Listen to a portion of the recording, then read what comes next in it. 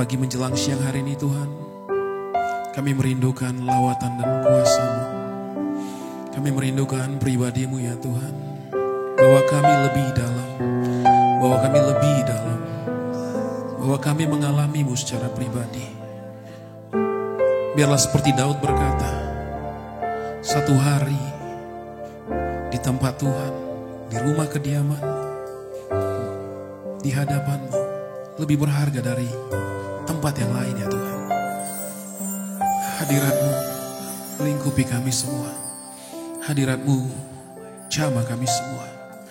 Bapa, kami rindu mendengar firman-Mu. Kami rindu mendengar isi hati-Mu. Biarlah Engkau yang melayakkan kami. Darah Yesus sucikan kami. Darah Yesus kuduskan kami. Biarlah semuanya bercerita tentang kemuliaan nama-Mu. Biarlah semuanya bercerita tentang Engkau saja di tempat ini Tuhan. Biarlah semuanya bercerita untuk kemuliaan bagi nama-Mu. Ambil alih Tuhan. Kami benar-benar rindu menyapa-Mu di dalam hadirat-Mu. Dan saat ini hamba-Mu meminta dengan kerendahan hati, urapan-Mu turun, jamahan-Mu turun, kuasa Roh Kudus-Mu yang melingkupi kami. Kami dibaharui, kami bertemu dengan hadirat Tuhan. Kami bertemu dengan kasih Tuhan. Tidak ada yang hebat, semua karena anugerah-Mu. Tidak ada yang di luar kendali Tuhan, semuanya ada dalam kendali. Pagi menjelang siang hari ini, penuhi tempat ini dengan hadirat-Mu Tuhan. Penuhi setiap hati di tempat. Jamah Tuhan, jamah setiap kerinduan kami. Biarlah benar-benar bertemu dengan sumber kasih-Nya Tuhan. Syaramata karalarabo koriarabaya sanda, kiriandara larabata karalarabaya sanda yang sudah lama kering. Biarlah hari ini menerima air yang sejuk dari-Mu ya Tuhan, dari hadirat-Mu ya Tuhan. Syakaralaraba kuriandara larabata karalarabo yarabaya sanda yarabaya sanda. Di tempat ini ada kunjungan ilahi. Di tempat ini atmosfer surgawi yang bergerak. Di tempat ini hadirat Tuhan yang berkuasa. Di tempat ini kemuliaan hanya bermuara kepada Tuhan. Syanaramatamo larabaya sakara larabaya sandara larabaya sanda. Kami perlu Engkau. Kami butuh jamaah-Mu. Dan pagi menjelang siang ini hadirat Tuhan ada di tempat ini.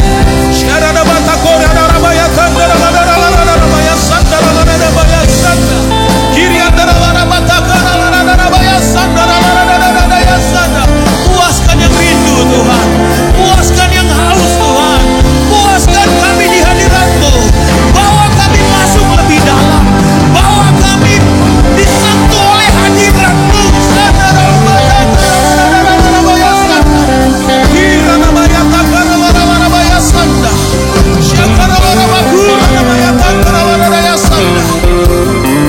Terima kasih Tuhan. Terima kasih. Pada mulanya adalah firman bersama-sama dengan Allah, dan firman itu adalah Allah sendiri. Hamba-Mu ini gak tahu apapun tanpa pertolongan-Mu.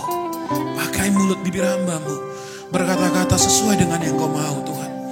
Curahkan isi hati-Mu kepada setiap umat-Mu dengan perkataan sederhana dari hamba-Mu. Biarlah semuanya terpecah menjadi setiap kebutuhan kami. Kami percaya semua janji-janji Tuhan akan digenapi dalam kami. Kami siapkan hati kami ya Tuhan untuk menerima bagian yang terbaik daripada Tuhan. Tutup bungkus dengan kuasa darah-Mu. Kami patahkan setiap otoritas jahat, pekerjaan-pekerjaan iblis, segala roh yang mengganggu penyampaian firman Tuhan kami patahkan dalam nama Yesus. Segala intimidasi, ketakutan, kekhawatiran, kesombongan kami patahkan dalam nama Yesus. Bekerjalah dengan leluasa, kami izinkan dan kami buka hati kami. Engkau yang hadir tempat ini. Dalam nama Yesus kami berdoa dan mengucap syukur. Haleluya. Amin, amin, amin. Silakan duduk Bapak Ibu Saudara terkasih. Ya puji nama Tuhan. Shalom buat kita semuanya. Ya ini ibadah kedua. Puji nama Tuhan, saya masih ada di tengah-tengah keluarga besar GBI Cokro. Terima kasih untuk kesempatan hari ini. Saya bersama dengan hamba-hamba Tuhan, anak-anak Tuhan, Bapak Ibu Saudara terkasih yang hebat, yang dahsyat.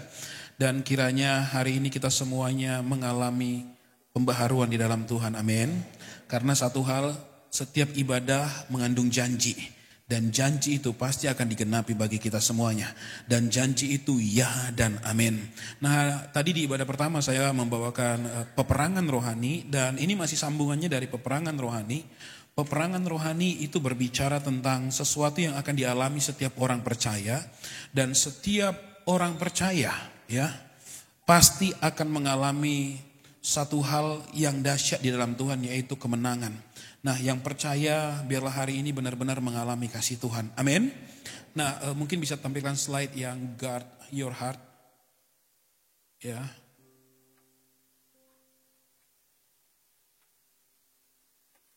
Oke. Nah, di depan itu ada firman Tuhan yang berkata guard your heart, yaitu menjaga hati. Kenapa kita harus menjaga hati Bapak Ibu?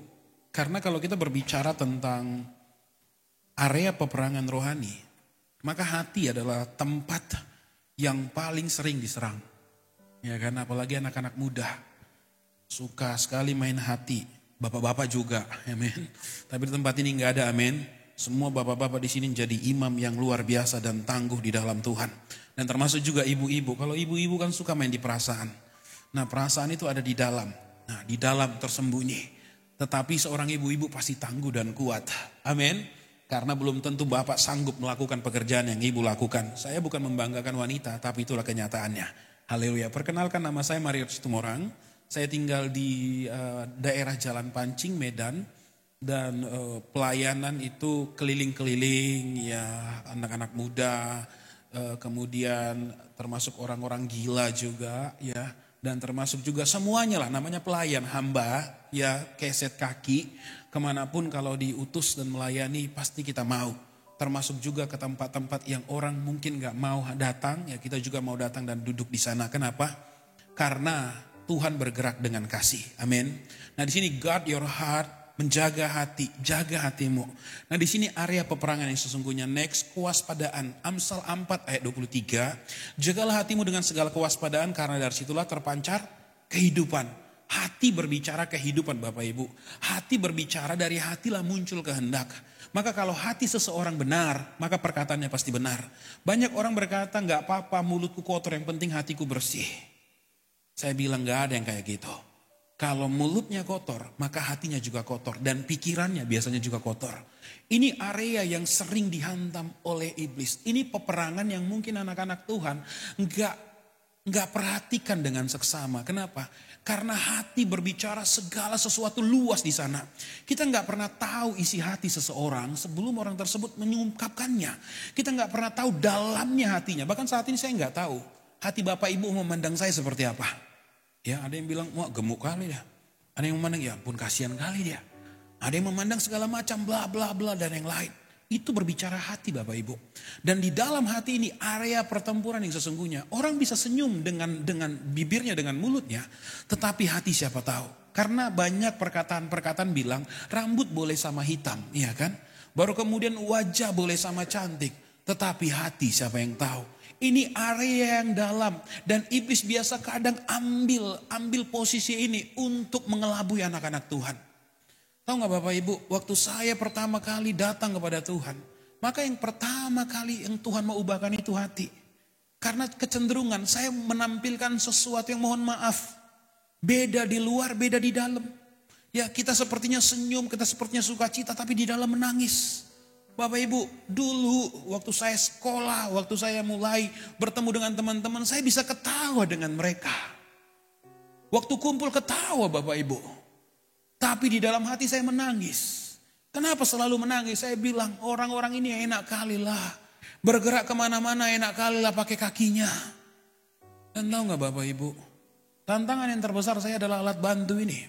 Ya, tapi bagi saya itu satu keistimewaan dari Tuhan.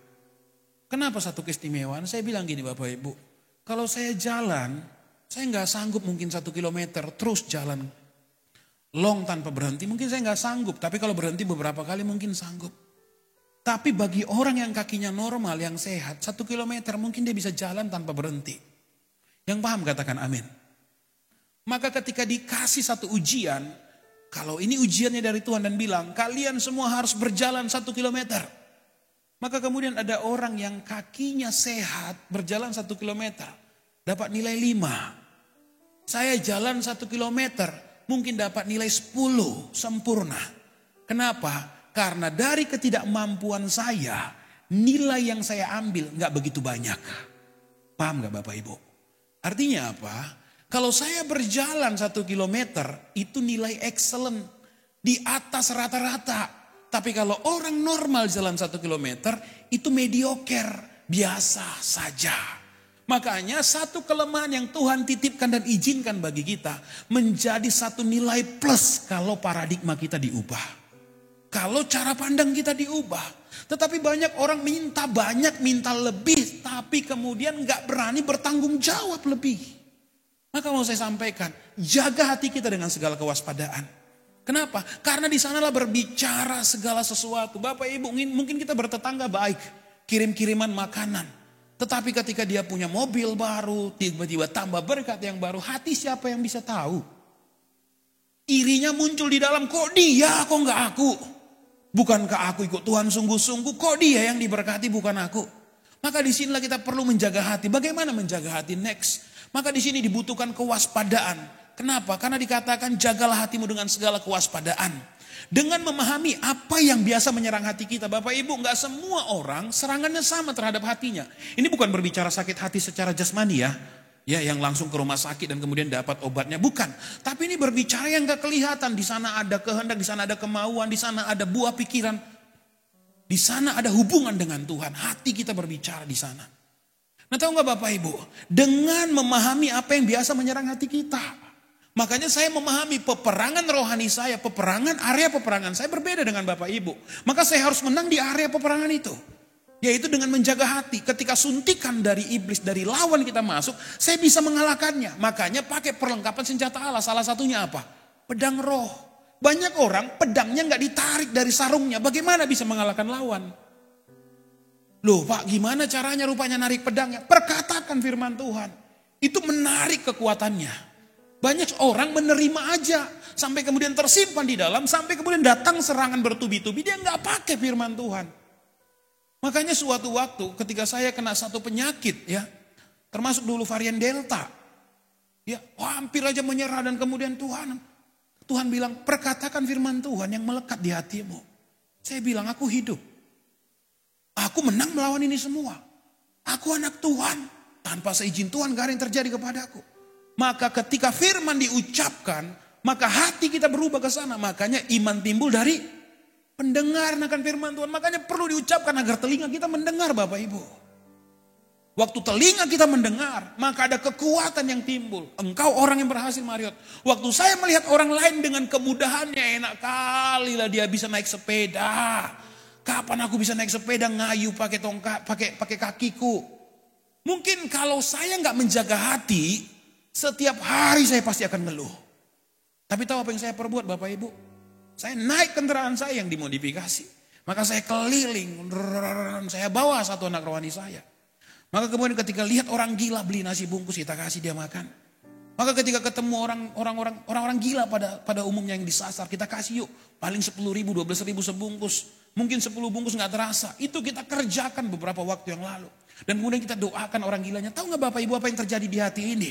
Waktu kita menjaganya dengan kewaspadaan. Waktu kita kemudian menyalurkannya dengan tepat. Maka ucapan syukur yang mengalir dari dalam. Kadang kita terlalu memandang orang lebih. Sampai kemudian kita gak jaga hati. Sampai kemudian banyak penyakit yang timbul. Kecenderungan orang yang gak mengampuni. Saat di ibadah pertama tadi saya saksikan. Bagaimana orang yang gak mengampuni itu komplikasi semuanya. Penyakit semua datang. Makanya hati sumber kehidupan. Banyak orang yang hatinya gak beres sampai kemudian banyak penyakit terjadi kepada dia. Apalagi kalau udah pusing-pusing tiba-tiba tanpa ada masalah. Hatinya perlu di cross check Bapak Ibu. Hatinya perlu diselidiki. Tiba-tiba makan apapun jadi penyakit. Saya gak mau. Saya bilang Tuhan engkau yang memberkati aku. Engkau yang memberikan aku kelimpahan. Dan aku menikmatinya dengan ucapan syukur. Dan tahu apa yang terjadi Bapak Ibu? Ada orang yang semua tiba-tiba keracunan makan itu. Saya sendiri yang sehat. Kenapa? Karena makannya dengan ucapan syukur. Maka perlindungan Tuhan turun. Kita kan gak tahu itu diracuni. Tapi ketika kita mengucap syukur. Tuhan covering, sukacita tadi mengalir. Suatu waktu saya ada pelayanan KKR di daerah Pekanbaru. Maka tahulah daerah Pekanbaru ada nenas batu ya. Nenas batu dan ada yang jual di pinggir jalan itu. Kemudian di sana itu saya seminar dan KKR 3 sesi. Jadi seminar 2 kali, KKR terakhir. Itu jamnya itu terus nyambung, seminar KKR. Itu besok hari dan hari ini kami sampai itu di Pekanbaru itu pagi-pagi. Dan kemudian siangnya saya makan nenas. Dengan ucapan syukur tentunya, amin. Dan besoknya Bapak Ibu, jam 3 pagi. Saya tidur di pastori, di tempat gereja itu. Tiba-tiba perut saya ngulas sejadi-jadinya. Wah, saya nggak bisa berhenti ke kamar mandi. Nggak bisa, lemas tubuh saya. Dan saya nggak tahu lagi bilang apa. Saya bawa satu anak rohani saya dan saya bilang tolong doakan. Kemudian didoakan sampai jam 6 pagi juga kita berdoa juga nggak ada perubahan apa-apa.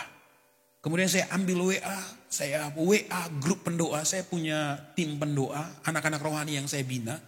Itu kemudian saya bilang kepada mereka, detik ini juga, menit ini juga, siapapun yang baca WA ini, tolong sebutkan nama saya di dalam doa. Saya lagi terkapar nanti siang jam 12 saya akan mulai seminar pertama. Tolong sebut nama saya dalam doa. Dan mungkin ada sekitar 10 orang yang respon di situ. 10 orang dan kemudian mereka langsung ambil situasi berdoa saat itu. Saya sudah gak tahu lagi bilang apa. Semua isi perut saya udah keluar dan kemudian saya lemas. Saya bingung jam 12 gimana memulihkan stamina. Dan jam 12 itu udah seminar dan kemudian jam 3 seminar lagi dan jam 6 itu KKR. Tapi tahu gak Bapak Ibu, waktu kita bisa menjaga hati, maka di sana ada satu kemustahilan menjadi sesuatu yang tidak mustahil. Kenapa? Karena Tuhan berperkara di sana. Makanya kemudian ketika saya bilang, waduh kemarin makan nanas, aduh gimana nih. Tuhan aku percaya, ini merupakan cara bagimu agar ada kesaksianku nanti di KKR. Ini cara bagimu agar nanti ada kesaksian di seminar. Dan kemudian kita berdoa, jam 9 tepat. Tiba-tiba ibu gembalanya datang dan kemudian bilang, ada apa Pak Mariot? Nah, kayaknya gak sanggup ini Bu, gimana? Oh kenapa Pak? Oh saya kemarin makan nanas dan tiba-tiba kayak gini. Oke gak apa-apa Pak Mariot, ini saya kasih hanya obat biasa. Kemudian kita doain. Dan kemudian hitungan 1 jam Bapak Ibu. Kekuatan saya pulih total. Jam 12 seminarnya gak ada gangguan, kayak gak sakit sama sekali. Jam 3 seminar berikutnya juga kayak gak ada sakit sama sekali. Sampai kemudian KKR jam 6-nya. Maka satu kampung itu bersaksi. Di daerah sana mereka itu berdoa biar hujan turun. Karena mereka gak punya air. Dan mereka kalau hujan turun itu tampungan airnya itu kan ada itu. Rata-rata di belakang rumah itu besar-besar. Dan tahu gak Bapak Ibu? Saya berdoa biar hujan gak turun. Kan berlawanan doanya. Kita doa gak turun hujan. Orang kampung itu doa hujan turun. Tapi Tuhan tahu cara menjawab doa. Area di mana kita buat KKR itu gak hujan. Tetapi radius 1 kilometer hujannya deras sekali. Nah pertanyaannya, kok bisa secanggih itu si Tuhan jawab doa? Karena memang dia Tuhan yang hidup. Makanya waktu hati kita condong kepada dia, kita gak perlu takut walaupun doa kita kadang berbeda. Suami mendoakan biar istrinya cepat mati. Istri mendoakan biar suaminya cepat mati. Kira-kira ada yang dijawab Tuhan gak? Gak ada. Mana pernah Tuhan doa cabut nyawa langsung Tuhan jadikan? Gak ada. Makanya doakan berkati suaminya. Doakan berkati istrinya. Doakan berkati orang tuanya. Biar cara Tuhan ngejawab berkati itu seperti apa. Paham gak Bapak Ibu? Makanya berkati musuhnya kan. Musuhmu kan katanya kan. Saya selalu memberkati musuh saya Bapak Ibu. Orang-orang yang gak suka dengan saya bilang Tuhan berkati dia berlimpah-limpah. Saya gak tahu jenis berkat apa yang akan Tuhan kirim. Amin. Makanya sampaikan seperti itu, jagalah hati dengan segala kewaspadaan. Maka di sini katakan dengan memahami apa yang biasa menyerang hati kita. Bukan jenis penyakit, namun lebih ke arah apa yang biasa menawan hati kita. Kadang orang tanpa sadar, ya, yang menawan hatinya adalah materi. Yang menawan hatinya sesuatu yang kelihatan dengan mata. Itu yang perlu dijaga Tuhan, semuanya milikmu. Saya melayani kemarin waktu di acara 18 saya bukakan itu ada beberapa persekutuan penyandang cacat disabilitas yang saya layani. Dan kita itu terdiri dari orang buta, tunanetra, tunarungu, tunawicara. Dan kemudian ada yang tunadaksa berbicara tentang alat geraknya yang cacat, kaki dan tangan yang cacat. Dan kemudian mereka itu nggak punya kemampuan untuk menyembah Tuhan. Dan saya melayani mereka. Suatu waktu saya melayani tunarungu Bapak Ibu. Bahkan anak-anak tunarungu itu heran. Bang Mariot, kenapa Bang Mariot cuma yang enggak tunarungu di sini? Kok Bang Mariot yang cuma pakai tongkat? Kami di sini semuanya pakai bahasa isyarat. Cuma Bang Mariot yang pakai tongkat cacatnya. Saya bilang karena Tuhan baik. Baik juga sama kalian. Dan ini banyak gak diperhatikan gereja. Dan saya puji Tuhan beberapa gereja sudah mulai mengaktifkan yang namanya bahasa syarat di dalam setiap live streamingnya. Dan tahu gak Bapak Ibu, yang bukan Kristen narik mereka itu kenceng. Tunarungu khususnya. Yang tunawicara tunarungu gak bisa denger, gak bisa ngomong. Mereka kalau ke gereja, ya sama biasa aja, mereka lihat cuap-cuap aja. Dan tahu gak Bapak Ibu, saya melayani mereka. Saya kumpulkan mereka dalam satu rumah. Kemudian saya khotbahnya saya ketik, sambil saya ketik saya khotbah begini-begini, saya bilang tentang neraka, mereka ketawa-ketawa neraka katanya gitu. Iman mereka itu cukup lemah. Dan tahu apa yang terjadi? Waktu kita nyanyi Bapak Ibu, wah di situ tantangan yang paling besar. Saya pakai kunci C, Bapak engkau baik, naik ke D. Kunci mereka nggak tahu entah kunci apa Bapak Ibu. Bapak engkau baik, biar gampang kan, Bapak engkau baik. Kau selalu baik kepada salah. Sayangnya saya nggak bawa videonya. Tiba-tiba mereka nyanyi.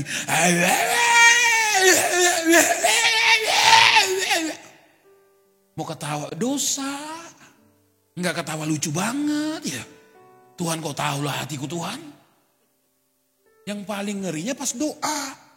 Makanya pas doa saya nggak nyarani mereka nggak tutup mata. Amin kita bilang tutup mata terus mereka. Kan gak denger. Gimana caranya? Tuhan gimana nih? Tuhan mereka pengen doa. Doakan satu-satu gitu. Saya bilang tutup mata semuanya. Tutup mata. Pegang tangan saya. Pegang. Gandengan terus semuanya. Jadi kalau udah amin saya gini kan. Amin, amin, amin, amin, amin, amin, amin. Paling ujung sana aminnya terakhir. Kita ketawa tapi situ sedih ya Tuhan Yesus gitu. Itu satu keajaiban waktu kita menjaga hati Bapak Ibu. Dengan keterbatasan, dengan tantangan kita, kita mampu jadi berkat.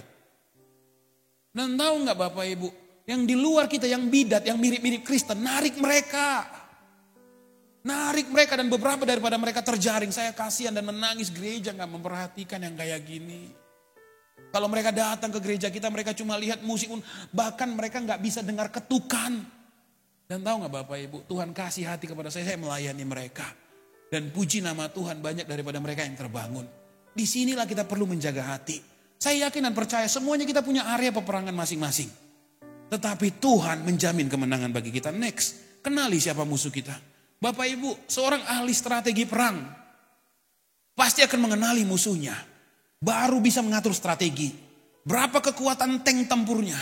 Berapa kekuatan pasukan pengintainya. Berapa pasukan daratnya, baru bisa atur strategi. Bahkan Musa mengirim 12 pengintai. Agar mengetahui yang di depan sana seperti apa. Kita juga perlu mengetahui siapa musuh kita. Siapa yang condong ada di hati kita. Kekuatan apa yang sering membelenggu kita. Apakah kita terlalu yakin kepada dukun dibanding kepada Tuhan. Itu kan satu kekuatan yang harus kita hancurkan. Apakah kita terlalu yakin kepada CEO dibanding kepada Tuhan Yesus? Itu juga perlu kita hancurkan. Apakah kita terlalu yakin kepada kegagalan daripada keberuntungan? Itu juga perlu kita hancurkan. Apakah kita terlalu yakin dengan perkataan orang lain yang berkata sial kepada kita dibanding Tuhan yang berkata engkau akan beruntung dan berhasil? Itu juga perlu dikalahkan. Bahkan ada ketakutan yang berbeda, takut sama setan Bapak Ibu, setan asli. Saya berdoa di tempat ini gak ada yang takut lagi sama pocong, kuntilanak dan lain-lain, amin. Yang di rumah sendirian kayaknya tiba-tiba kayaknya ada kuali bunyi. Yang gak bisa tidur kalau sendirian. Saya berdoa itu bukan peperangan kita, amin. Sepertinya susah bilang amin. Kayaknya banyakkan orang takut di sini. Dulu saya penakutnya luar biasa. Waktu kita akan sebentar. Saya penakutnya luar biasa sampai waktu saya SMA gak berani tidur sendirian tanpa ditemani orang tua saya. Sampai kemudian hal tersebut saya bilang, setan kan gak bisa ngapa-ngapain. Cuma nakut-nakutin doang. Tinggal kita bilang, lu nakutin. Iya ampun jelek mukamu gitu. Dan tahu gak Bapak Ibu. Saya tinggal dulu, saya tadi cerita. Saya tinggal itu di rumah yang disediakan seorang kontraktor. Itu 4 lantai. Dan orang-orang yang udah kerja lama senior di situ bilang, Pak Marihot, Bapak tinggal di sini sendirian di lantai 3. Di lantai 4 itu Pak Marihot. Ada yang hitam besar. Sering itu muncul malam-malam. Saya bilang, ngapain peduli sama dia? Biarkan dia di situ berkelana di situ, saya bilang. Kita di lantai 3 kita doain, pasti pergi. Dan tahu nggak Bapak Ibu, setahun saya di situ nggak ada lagi yang kayak gitu. Minggat dia. Maka kalau ada yang suka nebeng di rumah kita yang bukan dari Tuhan, usir. Jangan bilang nggak apa-apa, yang penting nggak ganggu. Jangan. Itu diusir. Amin. Kenali musuh kita. Kalau yang masih leperendra, yang kayak gitu dimunculkan, ya kuntilanak lah, ya pocong lah, ya ampun, ya hello, bilang gitu. Kalau kuntilanak datang panggil mamanya. Kalau pocong datang kasih aja portal, ikat kakinya, bilang gak bisa lari lu. Makanya jangan suka nonton film horor sampai tercipta setan-setan yang berbeda. Ada orang bayar 50.000 hanya demi lihat muka jelek setan. Ada lo Conjuring 2, ada Conjuring 3, Conjuring 4. Ya Tuhan, saya disuruh gratis aja gak mau. Ini tuh rela bayar ngantri pula itu. Lihat si palak lagi mana. Saya berdoa di tempat ini gak ada yang suka nonton film horor, amin. Sukanya di sini nonton yang memberkati, haleluya. Amin, ya beri kemuliaan bagi Tuhan. Kenali musuh kita. Saya heran ada anak Tuhan yang suka kali nonton film horor. Semua seri film horor dia tahu. Saya bilang jangan-jangan kau pawang setan. Saya bilang kayak gitu. Dan saya berdoa, kenali musuh kita di tempat ini. Amin. Ada yang musuhnya itu amarah yang berlebihan. Sikit-sikit marah. Kucing ngeong aja dia marah. Lampu merah jumpa terus marah dia. Gak tahu diri lampu merah ini. Merah terus, merah terus. Di sini yang perlu kita ubahkan, kenali musuh kita, amin. Karena perjuangan kita dalam Efesus 6 ayat 12. Perjuangan kita bukanlah melawan darah dan daging, tetapi melawan pemerintah-pemerintah, melawan penguasa-penguasa, melawan penghulu-penghulu dunia yang gelap ini. Melawan roh-roh jahat di udara. Katakan amin. Jangan di stop roh-roh jahatnya, nanti kita lawan pemerintah jadinya. Makanya yang dilawan itu pemerintah-pemerintah roh jahat, bukan pemerintah yang ada sekarang. Next, kalau kita sudah kenali musuh kita akan berani berdiri dengan otoritas. Kenapa? Karena Alkitab catat semua musuh kita telah Tuhan kalahkan. Tuhan ambil kunci kemenangan waktu dia naik ke kayu salib. Dan iblis dan lawan kita, roh-roh jahat penguasa di udara itu ada di bawah kaki. Di telapak kaki kita, amin. Makanya enak tadi nyanyinya. Dan kan ku injak-injak iblis. Di mana? Di kakiku. Di dalam nama. Di dalam kuasa namanya. Ada orang dibiarkannya setan itu naik. Dari kaki naik ke telinga. Dan dibisikkan kau kalah, kau kalah, kau kalah. Suruh turun dia, turun. Turun. Aku pemenang, makanya berdiri dengan otoritas. Bilang kepada kanan kirinya, engkau pejuang Tuhan. Haleluya, itu aja gak semangat bilangkannya. Setan pun ketawa. Pejuang kayak gitu. Dan saya mau sampaikan saat ini. Apapun peperangan kita pemenang, amin. Saya gak bisa bawakan foto-foto kesaksian, mungkin nanti di ibadah ketiga saya punya sesi yang berbeda di ibadah ketiga. 1, 2, 3 saya buat berbeda. Dan di ibadah ketiga nanti mungkin ada lebih banyak kesaksian. Tapi satu hal, di ibadah kedua ini ada berkat khusus. Apa berkat khususnya? Saya mau sampaikan, kita punya otoritas ilahi.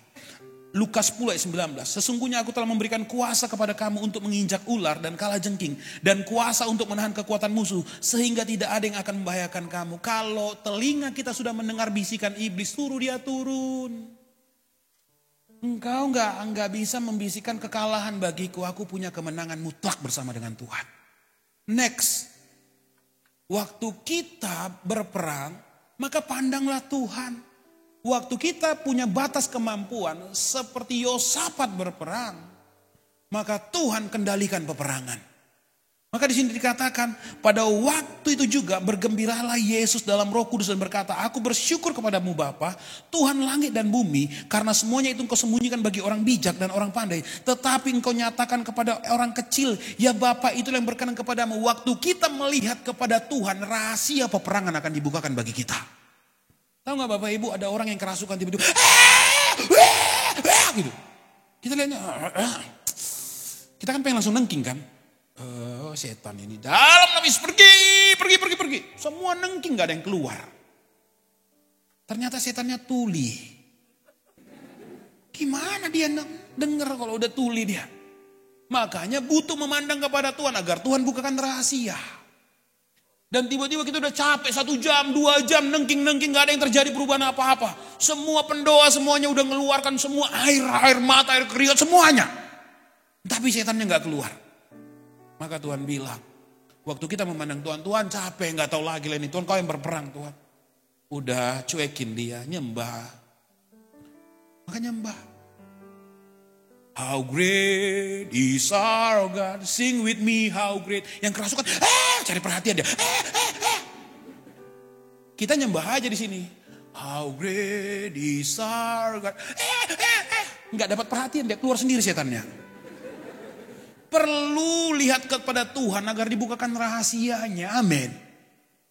Ini yang perlu kita pegang. Nggak semuanya perlu diusir. Kadang kita cuekin, dia pergi sendiri. Makanya jangan jumpa setan yang tukikon, nengel. Bahaya, sekuat apapun pendoaan nanti sampai keluar pun urat-urat kerongkongannya. Nggak denger dia, apa dibilangnya gitu. Karena ada juga setan yang buat orang tuli kata Alkitab. Nah ini yang terakhir. Nah itu saya katakan, jangan itu foto saya, tunggu dulu. Seorang anak kecil ya di tangannya, yang kata-kata yang dibawa seorang anak kecil di tangan Tuhan lebih dahsyat dibanding pasukan perang bagi dunia. Artinya apa? Waktu kita memandang Tuhan dan minta kekuatan daripada Tuhan, kekuatan kita lebih hebat dari kekuatan apapun. Amin. Ya next bawahnya ini foto saya di sini nih, haleluya, tanggal 18 kemarin. Kemenangan adalah sebuah kepastian bagi orang yang percaya.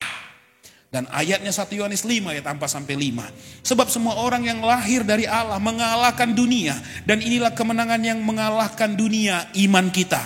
Siapakah yang mengalahkan dunia selain daripada dia yang percaya bahwa Yesus adalah anak Allah. Saya yakin di tempat ini semuanya percaya bahwa Yesus adalah anak Allah. Saya bilang kemenangan menjadi sebuah kepastian bagi Bapak Ibu di tempat ini. Mari bangkit berdiri. Saya mau berdoa sebentar.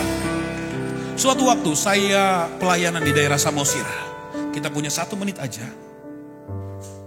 Waktu itu saya membawa kendaraan saya spesial yang roda 3 yang di depan. Maka ada kalau dulu pernah dengar ada 8 rumah yang masuk ke danau karena longsor dari namanya itu Rasangbosi. Ya, itu satu rumah ada runtuh pegunungan dan kemudian membawa rumah, ada satu rumah yang benar-benar tenggelam ke Danau Toba. Kami kunjungan ke sana dan memberikan sedikit bantuan. Saya dan 4 anak rohani saya. Kita nyebrang naik feri kecil dan kemudian udah di Samosir kita keliling lagi naik becak itu. Dan kemudian kita sukacita berkemenangan, kita doakan mereka semua yang ada di tenda-tenda darurat itu. Dan kemudian kita pulangnya. Saya pilih pulang itu dari daerah Simarjarunjung. Naik penyeberangan itu dari baru tembus ke Simarjarunjung. Anak rohani saya satu sepeda motor boncengan. Saya naik becak saya membawa 2 anak rohani saya. Jadi 3 orang di atas becak. Kami jalan dari Simarjarunjung itu sudah jam 5 sore. Kemudian kita lewat 3 panah. 3 panah, di tengah-tengah 3 panah sampai ke Tahura ya. Itu ada jalan potongan. Di situ itu tiba-tiba roda becak saya berhenti total. Udah jam 7 malam. Dan tahu gak Bapak Ibu? Tiba-tiba was rodanya berhenti. Saya bilang, gimana ini? Apa ini? Kita di tengah jalan itu gak bisa lagi bergerak. Harus diangkat becaknya sampai kemudian ke pinggir jalan. Dan gak ada rumah di sana. Kemudian saya telepon seorang hamba Tuhan. Bapak Pendeta, Pak Firman itu saat itu. Pak Firman, ya GBI Jalan Udara. Shalom Pak, saya Mario, saya di sini gini. Oh biar saya kirim aja pick up ke sana ya. Waduh Pak, kalau boleh sih memang saya harus jumpa bengkel. Karena besok saya pelayanan mahasiswa. Kemudian Bapak itu bingung, bentar saya teleponi teman-teman. Diteleponi teman-teman semuanya pada tutup. Anak rohani saya yang bawa sepeda motor, saya bilang coba keliling ke Brastagi. Carilah, ini kayaknya laharnya itu pecah. Lahar itu. Dan kemudian mereka keliling ke Brastagi dan kemudian kita teleponan. Semua tutup di Brastagi. Semua bengkel sudah tutup sampai ketemu satu bengkel mobil dan laharnya gak ada. Cuma yang punya bengkel ini dia kasih beberapa contoh. Dia kasih beberapa contoh, coba aja nanti pulangkan kalau ada yang cocok. Dan maka mereka datang kembali. Maka becak saya digulingkan, dibuka. Ternyata lahar yang sebelah kiri. Gandengan itu yang hancur. Maka diangkat, dia buka. Itu sudah hancur semuanya. Dikeluarkan laharnya dan tidak ada satupun lahar yang cocok. Kemudian kita bingung. Kita mau bilang apa? Sampai kemudian kalau saya nggak jaga hati Bapak Ibu, saya kecewa benar sama Tuhan di situ. Kenapa saya kecewa benar? Baru aja kita menang pelayanan, baru aja kita membantu, baru aja kita memberi. Dari ketidakadaan kita memberi. Tuhan kok terjadi seperti kita bilang gitu. Tapi saya bilang gini, Tuhan aku percaya ada sesuatu yang sedang kau siapkan lewat ini. Dan benar, kita sambil nangis, kita pasang aja rodanya itu tanpa lahar. Dan aku percaya Tuhan ini bisa jalan, karena gak ada lagi jalan.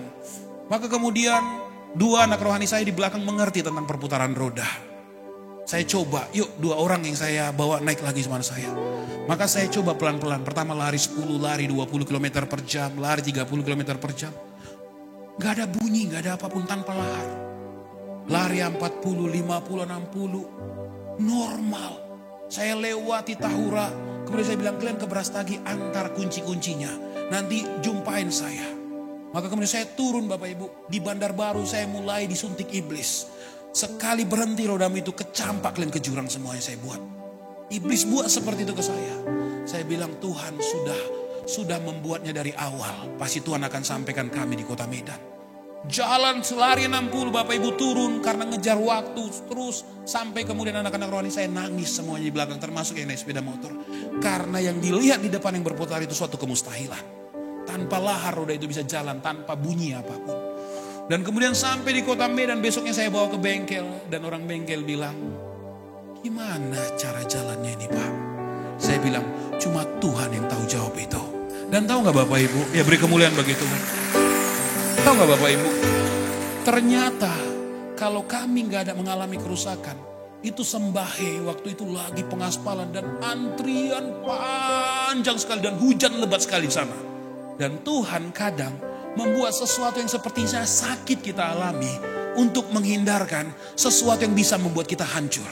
Dan saya mau bilang kepada bapak-bapak semua, ya anak-anak muda, ibu-ibu semua di sini, saya mau bilang, kondisi apapun saat ini yang kita alami, kenali siapa musuh kita. Dan kita tahu kemenangan adalah sebuah kepastian bagi orang yang percaya. Tundukkan kepala, kita berdoa. Engkau hadir di tempat ini. Engkau nyata di tempat ini. Engkau berfirman, jadilah maka jadi ya Tuhan. Hamba-Mu berdoa kepada setiap pribadi di tempat ini. Bukankah Engkau Allah yang ajaib, yang membuat dari yang tidak ada menjadi ada? Maka kami menundukkan keberadaan kami. Tuhan, hamba-Mu berdoa bagi setiap pribadi lepas pribadi yang mengalami sakit penyakit di tempat ini, yang dokter katakan tidak ada lagi jalan keluar. Hamba-Mu berdoa ada mujizat, ada kesembuhan yang sedang terjadi saat ini, yang sedang mengalir saat ini. Ketika kegagalan bisnis sedang terjadi, kami percaya ini merupakan satu bagian ketika kami harus beristirahat Tuhan. Bukan artinya kami kalah. Maka Kau berkati setiap usaha dan bisnis setiap anak-anak-Mu di tempat ini Tuhan. Jadikan kami pribadi yang menang terus bersama dengan Engkau. Satu kemenangan yang mengalahkan dunia, yaitu iman kami, yaitu iman percaya kami kepadamu. Oh Rabata Karalarabaya Sanda. Dan di tempat ini nyatalah otoritas ilahi, nyatalah kuasa Tuhan yang terjadi atas kami pribadi lepas pribadi. Kami percaya ketika kami keluar dari pintu gereja ini, tidak ada lagi yang sama. Semuanya mengalami pembaharuan, semuanya mengalami manifestasi ilahi, semuanya mengalami mujizat yang daripada Tuhan. Di dalam nama Yesus, hati yang sedang kacau hari ini dibereskan, hari ini dipulihkan, hari ini mengalami lawatan yang daripada Tuhan. Di dalam nama Yesus, biarlah kuasa Tuhan terjadi di tempat ini, mengalir di tempat ini, bermanifestasi di tempat ini. Tidak ada kata keputusasaan yang keluar dari mulut kami. Semuanya cuma perkataan kemenangan dari mulut kami. Semuanya berbicara Tuhan berdaulat atas kami. Urapi semua Tuhan, urapi, kuasai kami Tuhan. Terima kasih Bapa. Kalau Kau telah menolong banyak hamba-Mu, hamba-Mu yakin dan percaya pertolongan Tuhan sedang terjadi di tempat ini.